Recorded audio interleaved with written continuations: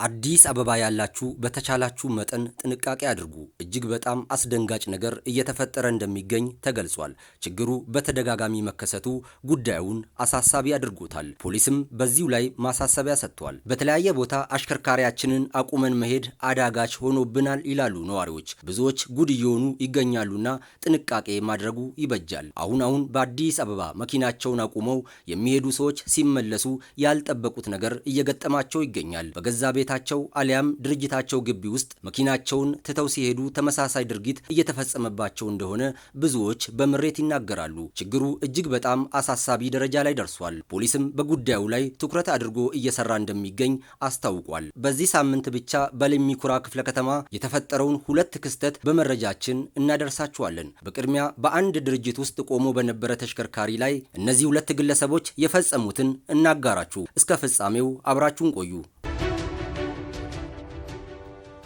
ተከሳሾቹ ወይማ ኢቢሳና ሞቶሪ ሰብሮ ይባላሉ። የበሻሌ አካባቢ ፖሊስ ጣቢያ ወንጀል መርማሪ ዋና ሳጅን ሚልኪያስ ገላና ተጠርጣሪዎቹ በኤጀንሲ አማካኝነት በጥበቃ ስራ ተቀጥረው በሚሰሩበት ድርጅት ውስጥ ቆሞ ከነበረ ተሽከርካሪ ላይ 200 ሺህ ብር የሚገመት የመኪና ዕቃ ሰርቀው ለማምለጥ ሲሉ መያዛቸውን ተናግረዋል። አሁን ተጠርጣሪ የሆኑት ሞቶሪ በሪሶና ዋይማ ኢቢሳ የሚባሉት በኤጀንሲ ተቀጥሮ በከተማ አውቶቡስ በውስጥ እየሰሩ ባለበት የመኪና መለዋወጫ ዕቃ አውቶቡስ ከአውቶቡስ ላይ የተቀመጠውን ካሊፐር የሚባል የመኪና መለዋወጫ ዕቃውን አንስቶ በመዳበሪያ ጠቅልሎ አውቶ ሊሸጡ ሲሉ ነው በሰዓቱ ቦታ ላይ በነበሩት በፖሊስ አባላቶች እጅ ከፍንጅ የተያዙት። የተከሳሾቹን የክስ መዝገብ የተመለከተው በፌዴራል የመጀመሪያ ደረጃ ፍርድ ቤት ለሚ ኩራ ምድብ 3ኛ ወንጀል ችሎት ተከሳሽ ወይማ ኢቢሳና ሞቶሪ ሰብሮን በተከሰሱበት የስርቆት ወንጀል ጥፋተኛ መሆናቸውን በማስረጃ አረጋግጦ ተከሳሾቹን ያርማል፣ ሌሎችን ያስጠነቅቃል በማለት እያንዳንዳቸውን በ5 ዓመት ጽኑ እስራት እንዲቀጡ ወስኖባቸዋል። ተጠርጣሪዎች ላይ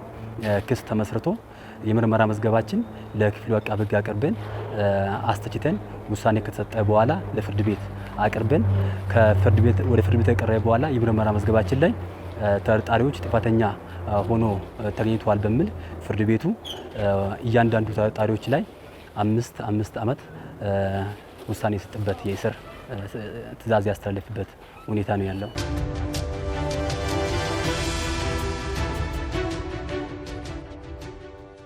ይህ ችግር በአዲስ አበባ ከተማ በተለያየ ጊዜና ቦታ በተደጋጋሚ እየተፈጠረ ይገኛል። አሁንም በዚሁ በለሚ ኩራ ክፍለ ከተማ አንድ ግለሰብ ተሽከርካሪያቸውን አቁሞ በሄዱበት አጋጣሚ እነዚህ ሁለት ግለሰቦች ተመሳሳይ ድርጊት መፈጸማቸውን ፖሊስ አስታውቋል።